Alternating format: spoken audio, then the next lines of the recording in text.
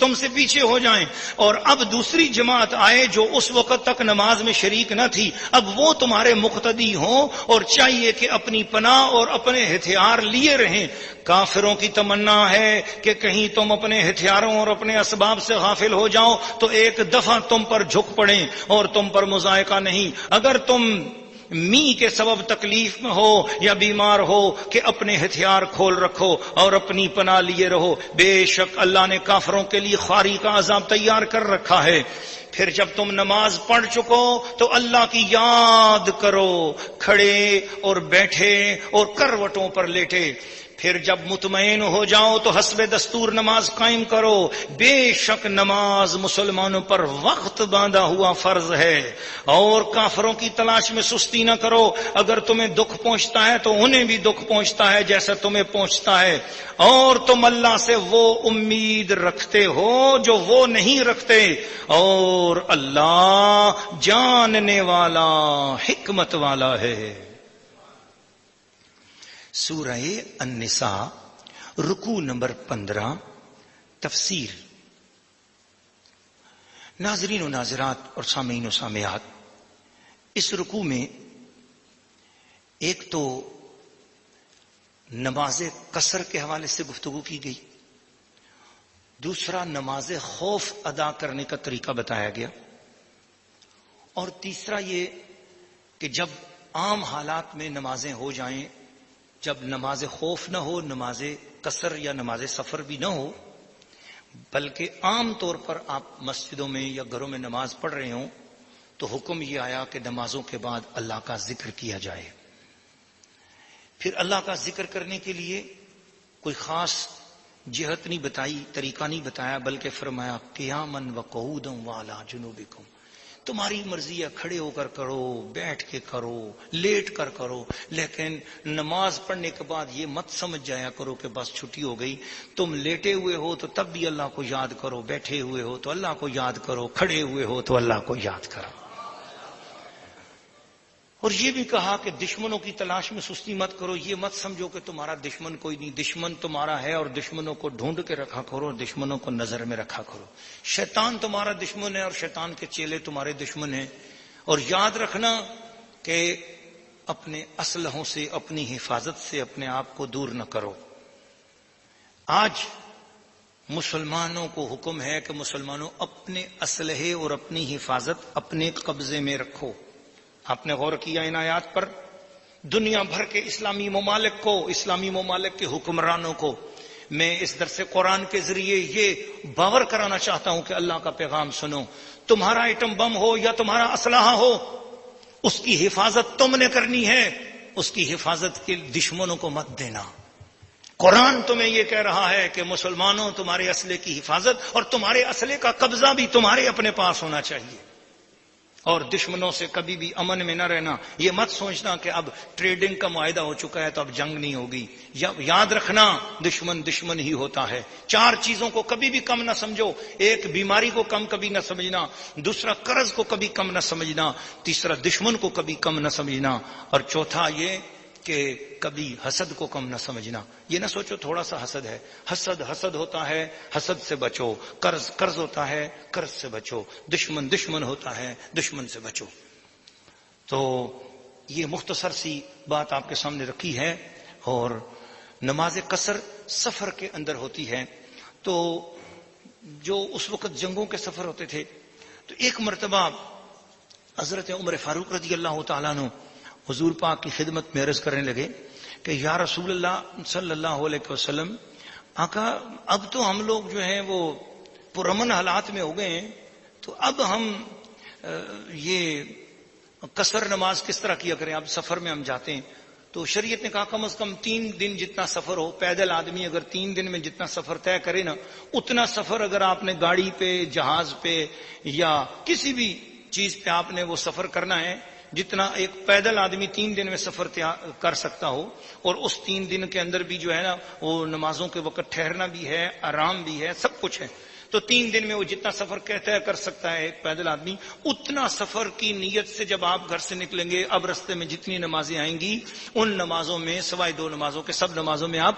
قصر کرتے چلے جائیں گے. ایک مغرب کی نماز پوری پڑھو گے اور دوسرا فجر کی نماز پوری پڑھو گے، باقی 4 رکعت والی ہر نماز میں آپ قصر کرتے چلے جائیں گے. تو انہوں نے عرض کیا یا رسول اللہ اب تو حالات امن میں ہو گئے، اب کیوں ہم قصر کریں؟ تو اس کے جواب میں نبی کریم صلی اللہ تعالی علیہ وآلہ وصحبہ وبارک وسلم نے بہت خوبصورت بات ارشاد فرمائی. حضور علیہ الصلوۃ والسلام نے فرمایا کہ اے عمر، یہ اللہ تعالی کی طرف سے صدقہ ہے، تم اللہ کا صدقہ قبول فرماؤ. سبحان اللہ سبحان اللہ سبحان اللہ. سفر کے اندر جو تم قصر کرو گے یہ اللہ تعالیٰ کی طرف سے صدقہ ہے اور تم اللہ کا صدقہ قبول فرماؤ. سبحان اللہ. سورہ النساء رکوع نمبر 16 تلاوت.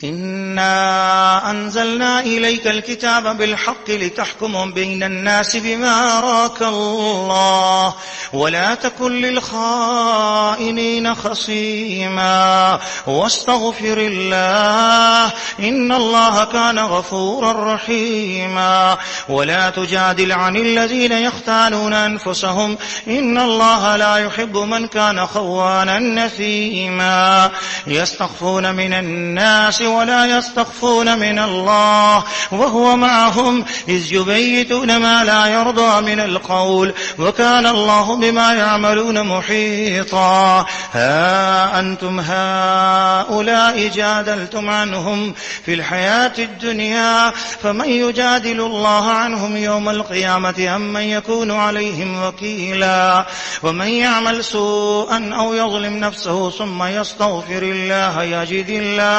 يجد الله غفورا رحيما ومن يكسب إثما فإنما يكسبه على نفسه وكان الله عليما حكيما ومن يكسب خطيئة أو إثما ثم يرم به بريئا فقد احتمل بهتانا وإثما مبينا.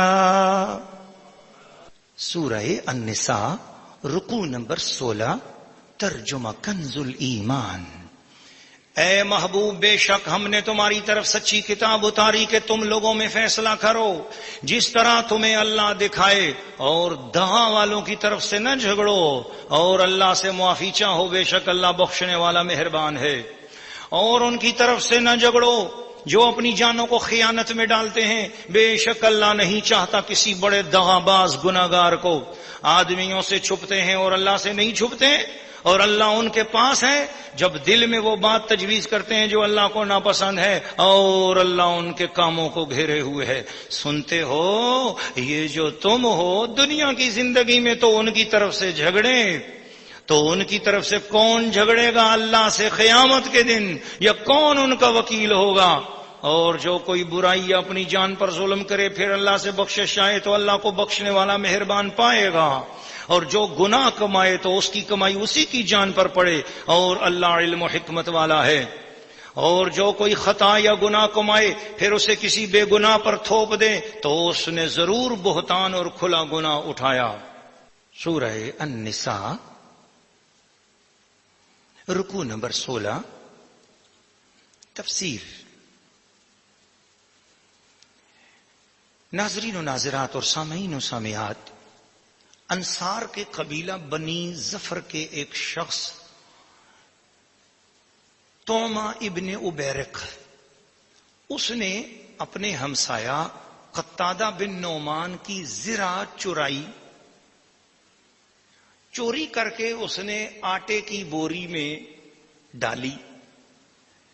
پھر اس کو وہ زید بن سمین یہودی کے پاس لے گیا اور وہاں پر اس نے اس کو چھپا دیا. جب زرع کے مالک کو زرع کی ضرورت پڑی تو قتادہ نے جب غور کیا حالات پر، اتنے بجے کون آیا تھا، اس وقت کون آیا تھا، ڈھونڈا ڈھانڈا تو شک ارد گرد دیکھنے والوں نے بتانے والوں نے بتایا کہ اس ٹائم تمہارے گھر میں توما بن عبیرق آیا تھا۔ شک جب توما پہ چلا گیا تو توما کے پاس جا کر بات کی کہ بھئی ہاں بتاؤ۔ اتفاق سے توما جو ہے انکار کر گیا اور اس نے قسم اٹھا لی، اس نے کہا جی کہ میں نے تو ایسا نہیں کیا، مگر جس آٹے کی بوری میں اس نے وہ زرہ رکھی تھی وہ آٹے کی بوری پھٹی ہوئی تھی نیچے سے، تو وہ جب اپنے گھر سے لے کر توما وہ قتادہ کی زرہ کو لے کر جب وہ اپنے گھر سے نکلا تھا تو وہ بوری سے آٹا گرتا ہوا جا رہا تھا، تو آٹا گرتے گرتے اس کے گھر سے وہ یہودی کے گھر تک پہنچا ہوا تھا، تو اس نشان سے لوگ یہودی کے مکان تک پہنچ گئے اور وہاں پر بوری پائی گئی اور بوری میں سے زرہ نکل گئی۔ جب بوری میں سے زرہ برآمد ہو گئی تو یہودی سے پوچھا کہ بتا یہ زرہ تیرے پاس کہاں سے آئی؟ تو یہودی نے کہا کہ میرے پاس یہ توما نے رکھی تھی۔ اب توما پہلے قسم اٹھا چکا ہوا تھا، تو توما کی قوم جو تھی بنی ظفر، انہوں نے کیا کیا کہ انہوں نے کہا کہ چلو ہم اس طرح کرتے ہیں، ہم توما کو بچا لیتے ہیں اور زید کو اسی یہودی کو پھنساتے ہیں، لہٰذا ہم سب آپس میں ملتے ہیں اور اپنی قوم والے بندے کا ساتھ دیتے ہیں اور یہ کہتے ہیں کہ نہیں جی توما نے چوری نہیں کی ہے، یہ چوری زید نے کی ہے۔ لہذا انہوں نے قسمیں کھا لی تاکہ ہماری قوم جو ہے نا وہ رسوا نہ ہو، اور پوری قوم کا مسئلہ بن گیا ہے۔ اور وہ جب یہ معاملہ حضور پاک کی خدمت میں گیا تو انہوں نے اسی طرح کیا، پوری اپنی سازش کے تحت حضور پاک صلی اللہ علیہ وسلم کے سامنے جا کر جھوٹی قسم کھائی اور کہا نا جی توما نے کوئی چوری نہیں کی ہے، چوری تو زید نے کی ہے۔ اب بڑا آدمی بھی یہی کہہ رہا ہے، سفید داڑھی والا بھی یہی کہہ رہا ہے، بوڑھا بھی یہی کہہ رہا ہے، عورتیں بھی یہی کہہ رہی ہیں، سب نے مل کر حضور کے سامنے کہہ دیا۔ میں یہ واقعہ سنا کر اس کے بین السطور میں سے ایک محبت بھرا نتیجہ آپ کے سامنے رکھوں گا۔ قرآن یہ واقعہ بیان کر رہا ہے اور اس سے کوئی نتیجہ بھی دینا چاہ رہا ہے۔ حضور صلی اللہ علیہ وسلم نے یہ سارا واقعہ سنا، سننے کے بعد حضور نے فرمایا سارے اپنے اپنے گھروں کو چلے جاؤ۔ بس حضور نے کوئی فیصلہ نہیں دیا کسی کے حق میں، نہ توما کے خلاف، نہ زید کے خلاف، نہ ان کے حق میں، نہ ان کے حق میں، نہ چوری جس کی ہوئی اس کے، نہ جس کا یہ پتا چل گیا کہ بھی جس کی زرہ تھی اس کو مل گئی۔ قتادہ بن نعمان کو کہا ادھر آؤ اپنی زرہ لے جاؤ، انہوں نے اپنی زرہ لی۔ اب کس کی غلطی ہے، کیا کون چور ہے، حضور نے کوئی فیصلہ نہیں کیا، چلے گئے۔ جب وہ چلے گئے تو قرآن اتر گیا اور اللہ پاک نے قرآن مجید کے اندر یہ آیات نازل فرما دی اور یہ حکم آیا کہ مسلمانوں دغا بازی سے بچو، چوری سے بچو، دوسروں پر ناجائز الزام لگانے سے بچو، یہ کام اللہ کو پسند نہیں ہے۔ ان اللہ لا يحب من کان خوانا نسیما، اللہ پاک کو کوئی بھی دغا باز اور گناہگار اچھا نہیں لگتا ہے۔ یہ طریقے اچھے نہیں ہیں دوسرے لوگوں پر تہمت لگانا، اس نے ایسا کیا ہوگا اور اس نے یوں کیا ہوگا۔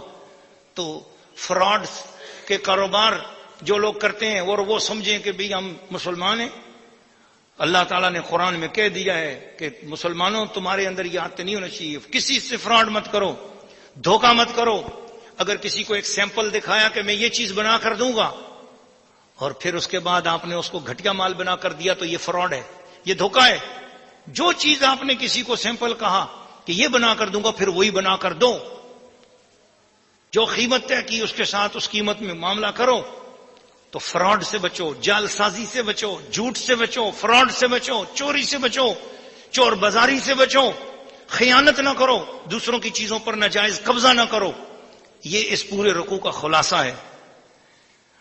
اور پھر جو اس کی قوم نے اس کی حمایت کی کہ اللہ نے فرمایا ہاں انتم ہؤلاء جادلتم عنہم فی الحیات الدنیا، تم ناجائز حمایت کر رہے ہو اپنے ہی بندے کی، تو خبردار تمہاری قوم کے اگر کسی بندے نے، تمہارے خاندان کے بندے نے، تمہارے گھر کے بندے نے اگر کوئی غلط کام کر لیا تو اس کی ناجائز سائیڈ مت لو، خدا تم سے ناراض ہوگا۔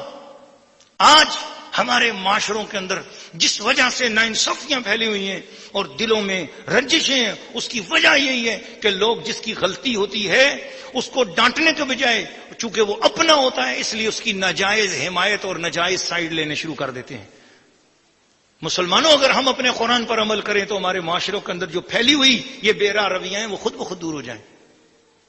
واقعہ یہ ہے جو میں اس میں سے سبق محبت کا دینا چاہتا ہوں وہ یہ ہے کہ اب آپ دیکھ لیں، غیروں نے کوئی ایک معاملہ حضور سے چھپانا چاہا اور آپس میں ایک کر کے قسم کی اور یہ چاہا کہ اللہ کے رسول کو پتہ نہیں چلے گا نا، اللہ کے رسول کے سامنے ہم جا کے پوری قسمیں اٹھا کر تو رسول کو بتا دیں گے، بڑا چھوٹا عورت مرد سب آپس میں ایک کریں، نہیں جی نہیں، توما بن عبیرق نے چوری نہیں کی ہے، یہ چوری تو زید نے کی ہے۔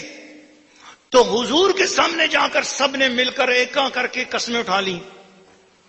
کچھ تو جانتے تھے، وہی تو بعد میں اتری نا، وہی تو بعد میں اتری نا، حضور نے کوئی فیصلہ نہیں دیا، کچھ تو جانتے تھے نا، کچھ تو جانتے تھے۔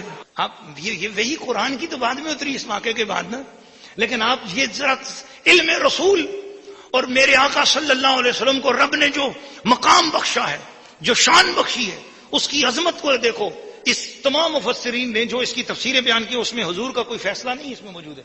سرکار نے بغیر فیصلہ کیے سب کو گھروں کو بھیج دیا۔ حضور جانتے تھے کہ یہ جو کچھ میرے سامنے کیا جا رہا ہے حقیقت کچھ اور ہے، یہ قسمیں اٹھا کر بات کچھ اور کر رہے ہیں، اور حضور نے تو پردہ رکھ لیا، مگر خدا کو گوارا نہ ہوا کہ میرے مصطفیٰ کے سامنے کوئی اس طرح کی بات کر کے یہ لوگوں کو بتا جائے کہ میں مصطفیٰ کو بے علم سمجھ کے آیا ہوں۔ اللہ نے پورا واقعہ مصطفیٰ پہ نازل کر کے قیامت تک کے لیے مصطفیٰ کی شان کو ظاہر فرما دیا۔ سورہ النساء رکوع نمبر 17 تلاوت۔ وَلَوْلَا فَضْلُ اللَّهِ عَلَيْكَ وَرَحْمَتُهُ لَهَمَّتْ طَائِفَةٌ مِّنْهُمْ أَن يُضِلُّوكَ وَمَا يُضِلُّونَ إِلَّا أَنفُسَهُمْ وَمَا يَضُرُّونَكَ مِنْ شَيْءٍ وَأَنزَلَ اللَّهُ عَلَيْكَ الْكِتَابَ وَالْحِكْمَةَ وَعَلَّمَكَ مَا لَمْ تَكُنْ تَعْلَمْ وَكَانَ فَضْلُ اللَّهِ عَلَيْكَ عَظِيمًا لَا خَيْرَ فِي كَثِيرٍ مِّن نَّجْوَاهُمْ إِلَّا مَنْ أَمَرَ بِصَدَقَةٍ أَوْ مَعْرُوفٍ أَوْ إِصْلَاحٍ بَيْنَ النَّاسِ وَمَن يَفْعَلْ ذَلِكَ ابْتِغَاءَ مَرْضَاتِ اللَّهِ فَسَوْفَ نُؤْتِيهِ أَجْرًا عَظِيمًا وَمَن يُشَاقِقِ الرَّسُولَ مِن بَعْدِ مَا تَبَيَّنَ لَهُ الْهُدَى وَيَتَّبِعْ غَيْرَ سَبِيلِ الْمُؤْمِنِينَ نُوَلِّهِ مَا تَوَلَّى وَنُصْلِهِ جَهَنَّمَ وَسَاءَتْ مَصِيرًا۔ سورہ النساء رکوع نمبر 17 ترجمہ کنز الایمان۔ اور اے محبوب اگر اللہ کا فضل و رحمت تم پر نہ ہوتا تو ان میں کے کچھ لوگ یہ چاہتے کہ تمہیں دھوکہ دے دیں، اور وہ اپنے ہی آپ کو بہکا رہے ہیں اور تمہارا کچھ نہ بگاڑیں گے۔ اور اللہ نے تم پر کتاب اور حکمت اتاری اور تمہیں سکھا دیا جو کچھ نہ جانتے تھے، اور اللہ کا تم پر بڑا فضل ہے۔ ان کے اکثر مشوروں میں کچھ بھلائی نہیں مگر جو حکم دے خیرات یا اچھی بات یا لوگوں میں صلح کرنے کا، اور جو اللہ کی رضا چاہنے کو ایسا کرے اسے عن قریب ہم بڑا ثواب دیں گے، اور جو رسول کا خلاف کرے بعد اس کے کہ حق راستہ اس پر کھل چکا اور مسلمانوں کی راہ سے جدا راہ چلے، ہم اسے اس کے حال پر چھوڑ دیں گے اور اسے دوزخ میں داخل کریں گے، اور کیا ہی بری جگہ پلٹنے کی۔ سورہ النساء رکوع نمبر 17 تفسیر۔ ناظرین و ناظرات اور سامعین و سامعات، گزشتہ رکوع میں جو بات کی گئی اسی کا تتمہ اور اسی کی اختتامی باتیں اس رکوع میں کی جا رہی ہیں کہ حضور صلی اللہ علیہ وسلم کا علم مبارک کیا ہے۔ وَلَوْلَا فَضْلُ اللَّهِ عَلَيْكَ وَرَحْمَتُهُ، اے محبوب وہ جو وحی اترنے سے پہلے ہی آپ نے اس قصے کا فیصلہ ہی نہیں کیا اور ساری بات سننے کے بعد ان کو گھروں کو بھیج دیا، یہ تیرے اوپر تیرے رب کا فضل اور تیرے رب کی رحمت تھی کہ وہ تو تیرے ساتھ دھوکہ کرنا چاہ رہے تھے، لیکن ان کو کیا پتا کہ میرا محبوب کتنے فضل اور رحمت میں ہے، کوئی میرے محبوب کو دھوکہ نہیں دے سکتا ہے۔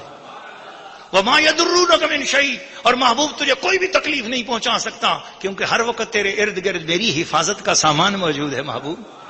وانزل اللہ علیک الکتاب والحکمہ، اور اب قیامت تک کے لوگوں سن لو کہ میرے محبوب کے شان یہ ہے، محبوب محمد عربی کی شان یہ ہے، روح قرآن کی شان یہ ہے، جان قرآن کی عظمت یہ ہے، اس جان ایمان کی شان یہ ہے، اس محمد نبی کا رتبہ یہ ہے۔ انزل اللہ علیک الکتاب والحکمۃ، اے نبی تجھ پر اللہ نے نازل فرمایا ہے پوری کتاب یعنی قرآن مجید، اور اس کے ساتھ ساتھ حکمت کسے کہتے ہیں؟ اندر کی نظر کو۔ حکمت کسے کہتے ہیں؟ دوسرے کی اندر کی بات کو بھی جان لینے کو۔ حکمت کسے کہتے ہیں؟ بصیرت کو۔ حکمت کسے کہتے ہیں؟ نور بصیرت کو۔ قرآن میں جب سب کچھ آ گیا پھر اس کے ساتھ یہ حکمت کیا چیز تھی؟ فرمایا لوگوں قرآن تو وہ ہے جو تم بھی پڑھتے ہو، لیکن میں نے اپنے محبوب کو قرآن کے ساتھ ساتھ حکمت بھی عطا کی ہے، اور وہ کیا چیز ہے؟ فرمایا وَعَلَّمَكَ مَا لَمْ تَكُنْ تَعْلَمْ۔ سن لو پھر وہ حکمت یہ ہے کہ میں نے اپنے نبی کو وہ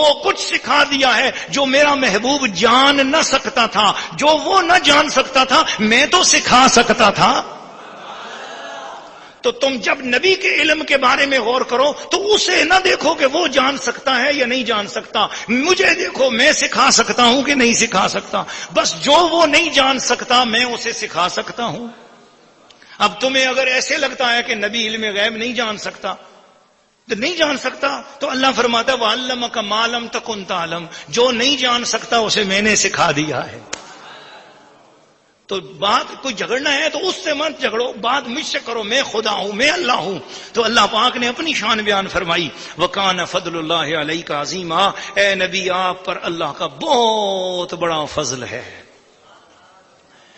پھر اللہ تعالیٰ نے ان لوگوں کو جنہوں نے فراڈ کرنا چاہا تھا، دھوکہ کرنا چاہا تھا اور فراڈ سے فیصلہ کروانا چاہا تھا، تو بعد لوگ علماء کے پاس اپنی بیویوں کو 3 طلاقیں دینے کے بعد علماء کے پاس آ جاتے ہیں، کہتے ہیں جی میں قسم اٹھاتا ہوں میں نے ایک ہی دی، اور بیوی بھی جو ہے نا مفاد کی خاطر کہتی ہاں جی میں نے ایک ہی سنی تھی۔ اب وہ ہوتی 3 ہے، اب وہ اللہ ہی بہتر جانتا ہے، ٹھیک ہے یہ، لیکن علماء کا کام یہ کہ ان کے پاس جو آتا ہے وہ تو وہی فتویٰ دے دیں گے نا، ٹھیک ہے، اس میں علماء کا کوئی قصور نہیں۔ پھر ایک عالم کے پاس جائیں گے اور ایک بیان اپنا چینج کریں گے ایسا، اور عالم دین نے تو ویسے ہی فتویٰ دینا ہے جیسا اس نے سنا۔ پھر دوسرے عالم دین کے پاس جائیں گے اور کہیں گے کہ جناب علی ایسی نہیں، ایسی بات نہیں ایسی، تو اپنی مرضی سے لوگوں سے فتوے لیتے ہیں، تو گویا یہ فتوے پوچھنے والے فراڈی ہیں۔ لیکن ہوتا کیا ہے، وہ جی دیکھو جی اس عالم کا فتویٰ اور ہے، اس عالم کا فتویٰ اور ہے، اس عالم کی بات اور ہے، اس عالم کی بات اور ہے، دیکھو دین ایک ہی ہے یار، یہ کیا بنا رکھا ہے۔ ظالموں یہ تو سوچو پوچھنے والا بندہ ایک عالم دین کے سامنے پوری حقیقت نہیں بیان کر رہا اور دوسرے عالم دین کے سامنے جا کر اور بات کرتا ہے، تو یہ جال سازی اور فراڈ کے طور پہ فتویٰ پوچھنا یہ بھی منع کیا گیا، اور یہ بھی ان آیات سے اس کا بھی مستفاد ہوتا ہے۔ اور پھر یہ فرمایا کہ ایسے لوگ جو رسول پاک صلی اللہ علیہ وسلم کے گستاخ ہوتے ہیں، لا خیر فی کثیر من نجواہم، ان کی تنہائی کی باتوں میں کوئی خیر نہیں ہوتی ہے، وہ ہمیشہ غلطی باتیں کرتے ہیں۔ ہاں الا من امر بصدقۃ، ہاں اگر کوئی صدقے کی بات کریں یا کوئی نیک یا اچھی بات کریں یا اصلاح بین الناس یا اصلاح بین الناس کی بات کریں تو اس کا پر اجر ہے، لیکن وہ بھی حضور پر ایمان لانے کے ساتھ۔ لیکن اگر کوئی شخص حضور کے خلاف ہو جبکہ یہ ساری باتیں سامنے کھل چکی ہیں تو پھر سن لو اس کا ٹھکانہ جہنم ہوگا، اور وہ بہت ہی بری لپٹنے کی جگہ ہے اور پلٹنے کی جگہ ہے۔ اللہ تعالیٰ مجھے اور آپ سب کے حال پر لطف و کرم فرماتے ہوئے ایک بات میں اہم یہاں پر ذرا سی 2 کلمات سنتے چلے جائیے جو اس آخری آیت کے مفاد میں صدر اللہ فاضل نے بیان کی ہے کہ وَيَتَّبِعْ غَيْرَ سَبِيلِ الْمُؤْمِنِينَ، اللہ نے یہ کہا کہ جو بھی مومنوں تمام مسلمانوں کے راہ سے ہٹ کر کسی اور راہ پہ چڑھ لے، تو اس سے ثابت یہ ہوا کہ اجماع یہ حجت ہے اور اس کی دلیل قرآن سے ثابت ہو رہی ہے۔ تو اسلام میں ہم جو مسائل لیتے ہیں سب سے پہلے قرآن، پھر سنت، قرآن سنت، اور پھر تیسرے نمبر پر جو ہمارا ماخذ ہے جس سے ہم یہ لیتے ہیں وہ ہے پورے مسلمانوں کا عمل کس بات پر ہے، تو پورے مسلمانوں کا عمل جو ہے اس کو اجماع کہتے ہیں، اور اس پورے مسلمانوں سے مراد یہ کہ مسلمانوں کے بڑے محقق مجتہد علماء ان کا جو اجماع ہے وہ آپس میں کس بات پہ جمع ہے، جس بات پہ وہ جمع ہو وہ بھی ہمارا دین ہے۔ تو چوتھی بات ہے قیاس، اجتہاد، تو ان میں جو اجماع ہے اس کی دلیل یہ آیت کریمہ ہے۔ تو اس میں وہ لکھتے ہیں کہ اجماع کی مخالفت جائز نہیں، جیسے کہ کتاب و سنت کی مخالفت جائز نہیں. یہ بات تفسیر مدارک کے حوالے سے صاحب خزانہ العرفان نے کی ہے، اور فرماتے ہیں کہ اس سے یہ ثابت ہوتا ہے، غور سے سنیے گا اور توجہ سے سنیں، اس سے ثابت ہوتا ہے کہ طریق مسلمین ہی صراط مستقیم ہے. اور حدیث شریف میں یہ وارد ہوا ہے کہ جماعت پر اللہ کا ہاتھ ہے، اور ایک اور حدیث شریف میں ہے کہ سواد اعظم یعنی بڑی جماعت کا اتباع کرو، جو جماعت مسلمانوں کی جماعت سے جدا ہوا وہ دوزخی ہے. تو اس سے یہ واضح ہوا کہ حق مذہب اہل السنت و جماعت ہے. کہ ایک اعرابی جس کی عمر بہت ضعیف السن تھا اور کبیر السن تھا، کہن سال تھا، یعنی بہت بڑی عمر والا تھا. میرے خیال میں میں اپنا خیال ظاہر کر رہا ہوں، تفاسیر میں اس اعرابی کی عمر تو نہیں لکھی، لیکن جب جس کو صحابی کہن سال کہہ رہے ہیں، میرے خیال میں 80-90 سال کا تو ہوگا. تو وہ آیا اور اس نے آ کر عرض کیا، یا نبی اللہ، میں تو بہت بوڑھا ہوں، گناہوں میں غرق ہوں، بجوز اس کے کہ جب سے میں نے اللہ کو پہچانا اور اس پر ایمان لایا ہے، اس وقت سے کبھی میں نے اللہ تعالیٰ کے ساتھ شرک نہیں کیا اور اس کے سوا کسی کو ولی نہیں بنایا، جرت کے ساتھ کبھی گناہوں میں مبتلا نہیں ہوا، ایک پل بھی میں نے گمان یہ نہیں کیا کہ میں اللہ سے بھاگ سکتا ہوں یا اللہ مجھ پہ قابو نہیں پا سکتا. لیکن پھر بھی دل میں بڑی شرمندگی اور ندامت ہے. یا رسول اللہ، میں آپ کے حضور حاضر ہوا ہوں، میں اپنے گناہوں کی توبہ کرنا چاہتا ہوں، مغفرت چاہتا ہوں، میرا کیا حال ہوگا؟ میری بخشش ہوگی کہ نہیں ہوگی؟ اب میں کوئی بڑا عمل کر بھی نہیں سکتا کہ بوڑھا ہو گیا ہوں، اب تو بس میں کچھ بھی نہیں کر سکتا. وہ اتنی محبت سے اور پیار سے حضور سے کچھ عرض معروض کر رہا تھا عرابی. عرابی کا مطلب یہ ہے کہ وہ جو آداب محفل مصطفیٰ کما حق ہو نہ جانتا ہو اور حضور اسے چھوٹ دے دیتے ہوں. ٹھیک ہے، سادہ سا بندہ، سیدھا سادہ سا بندہ. کہاں عمر فاروق جیسا اس کا ذوق تو نہیں ہوگا، نہ ابو بکر صدیق جیسے آداب اور محرم راز ہوگا. جی آداب جاننے والا اور محرم راز تو نہیں تھا، بس آ گیا اور سیدھا حضور کے پاس پہنچا، بس شروع ہو گیا اپنی بپتا سنانے کے لیے. سرکار دو عالم اس کی بپتا سن رہے تھے، ایسی کوئی رحمت کی توجہ ہوئی کہ عرشوں سے یہ آیت کریمہ بھی نازل ہو گئی. فرمایا ایک شرک ایسا گناہ ہے، ایسا کفر ہے کہ جو اللہ کے ساتھ کسی کو شریک ٹھہرائے گا بس یہ نہیں معاف ہوگا، اس کے علاوہ کوئی بھی گناہ زندگی میں ہوا ہے اللہ تعالیٰ اسے معاف فرما دے گا. اور چونکہ اس نے تو وہ اللہ کے ساتھ شرک کیا ہی نہیں تھا، سو اس لیے وہ بڑا خوش ہوا اس آیت کو سن کر. بابا خوش ہوا جی، وہ بابا جی عرابی، یقین جانا دنیا بھر کے سارے عالم ایک طرف، سارے غوث کتب ایک طرف، وہ عرابی جسے رسول اللہ خوشخبریاں دے رہے تھے اور وہ حضور کی بارگاہ سے بخششیں